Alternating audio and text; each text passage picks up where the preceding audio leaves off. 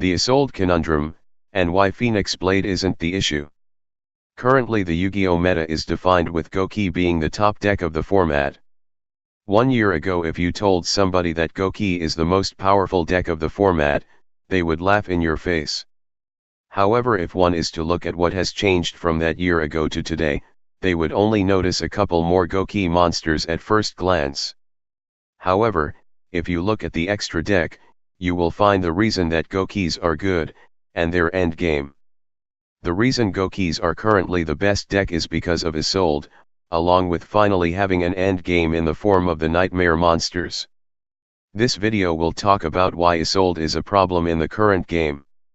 Isolde is a link monster that has arrows of down left and down right.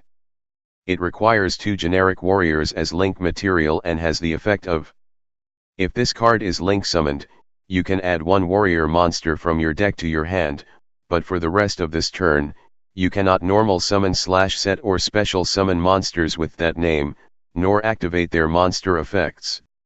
You can send any number of equip spells with different names from your deck to the graveyard, special summon 1 warrior monster from your deck, whose level equals the number of cards sent to the graveyard. You can only use each effect of Isolde, 2 Tales of the Noble Knights once per turn. Card economy of Isolde. Isolde takes 2 monsters to summon itself, so on summon the monster is 1 loss in card economy, but when Isolde is summoned, it can add 1 warrior to hand, making the summon of the card break even. Next off, Isolde can summon 1 warrior from deck, making it a +1 in card economy after all of its effects have resolved. Issues with Isolde. Even before discussing Goki, I feel there are 2 main problems that surround Isolde: 1, it enables link climbing, and 2, its ease of access. The link climbing is enabled by Isolde being able to summon any warrior monster from deck. For example, summoning Armageddon Knight with Isolde, and sending Malicious to grave off of Armageddon Knight, gives 3 free link materials off of Isolde's effect. Also, while MX Saber Invoker is in the game, any rank 3 will be able to generate an Isolde. This means that the Predaplant engine, along with cards like Terror Top and Galaxy Worm, will be able to make an Isolde. With the addition of Summon Sorceress into the format, Isolde makes link climbing into Summon Sorceress easy. If you can summon a warrior from deck that floats, Summon Sorceress becomes free and you are then able to extend into even more ridiculous combos.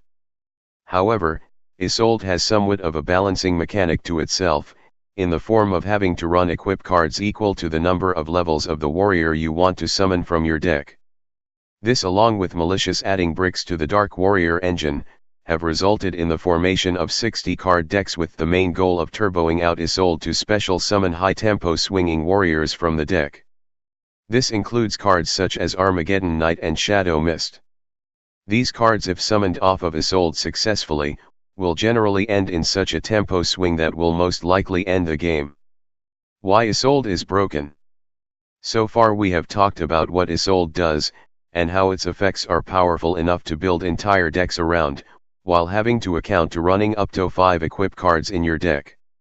Where I feel this effect becomes broken is when decks are able to summon level 1 warriors from the deck with good effects, which minimize the balancing effect of Isolde. There are so far 2 main monsters that are level 1 which Isolde summons. Those monsters are Attack Gainer and Goki Octo Stretch. Being able to summon monsters that float, in the form of Goki Octo Stretch, and tuners which summon arguably the best synchro in the game, in the form of Nasheria Beast, might not be healthy for the game. Gokis. Where the real issue is with Isolde is the Goki archetype in general. As long as there are level 1 through 2 or 3 Gokis, there will always be a Goki that most decks can summon from Isolde's effect. If you look at the OCG, there are decks that just run 1 of each of the 4 Gokis in the main deck along with Goki Rematch to allow you to float for free resources and monsters. This is the main issue I have.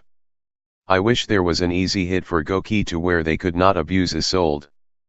Isolde has an effect that can insert a lot of creativity into the game. However, when there are archetypes such as Goki which make abusing Isolde extremely easy, Isolde has a hard argument for not existing in our next format, unless the Goki archetype is nuked in the form of the ban list. This is my main problem with Isolde. While it does encourage creativity and make many warrior decks viable, it will limit card design for future warriors. As you know, Konami does not like cards that are basically mandatory and make a type extremely powerful. You could make comparisons to reinforcements of the army or the dragon rulers, but I have not played in a format where those cards are legal at full power, so I can't comment on those similarities. Phoenix Blade is not the reason Isolde is unhealthy for the game. Finally, I wish to talk about Phoenix Blade. I do not think it is as big of a problem as people make it to be. However, I feel Phoenix Blade should be banned. Phoenix Blade is always the first equip card people add to link decks with Isolde for good reason. Phoenix Blade generates free advantage for the Nightmare card effects. Phoenix Blade has no other use than to be discarded for free advantage. Even though Goki can still Gumbler for 4, an extra link without Phoenix Blade, it is strictly a more advantage card and thus should be banned, even though it is not the reason Isolde is not healthy for the game. So in conclusion, Isolde has powerful effects which make summoning it at least a +1 in card economy. Any deck that makes rank 3s or spams warriors can make Isolde.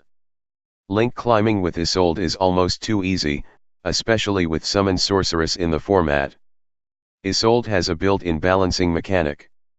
Level 1 warriors break that balancing mechanic. Gokis cannot exist in a format with Isolde. Phoenix Blade, while an issue, is not the main reason Isolde is unhealthy for the game. If you like this video, please like, comment and subscribe, as I get motivated to make more of these videos when I see that people like them, as I like giving my opinion on the game of Yu-Gi-Oh! Also, sorry for the text-to-speech. I recently moved to college and I do not have a good place to record long discussion videos such as these.